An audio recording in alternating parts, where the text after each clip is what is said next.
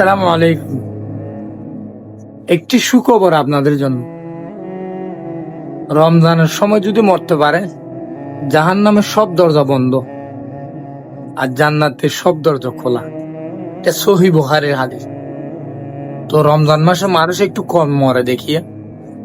আর আমাদের দেশে তো মাশাআল্লাহ ইমানদারের অভাব নাই, কিন্তু আসলে ইমানদার না। সুতরাং যারা ইমানদার আছে তারা কিন্তু রমজানে মৃত্যুবরণ করে। কারণ কেন? আল্লাহ তাআলা রমজানের সময় ওই মানুষটাকে নিয়ে যায়। কেন জানেন? তাদের গুনাহ নাই, তারা বিনা হিসেবে জান্নাতে যেতে পারে, জাহান্নামের দরজা বন্ধ থাকবে সেজন্য। সুতরাং রমজানের সময় মরতে পারলেই ভালো। কারণ রমজান মাস এমন একটি মাস, যে মাসে একটি ফরজ নামাজ আদায় করলে 27 রহমতের সওয়াব। বুঝছেন? সুতরাং রমজান মাসে ইবাদত বেশি করার জন্য আল্লাহ তাআলা রহমত মাগফিরাত নাজাত দিছে।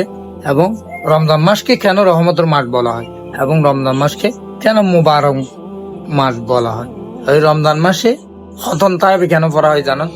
এই রমজান মাসে আল্লাহ তাআলা হুজুর পাক সাল্লাল্লাহু আলাইহি ওয়াসাল্লামকে ওহীর মাধ্যমে এই রমজান মাসে কোরআন লেখা শেষ হয়েছিল এবং কোরআন নাজিল শেষ হয়েছিল এই রমজান মাসে।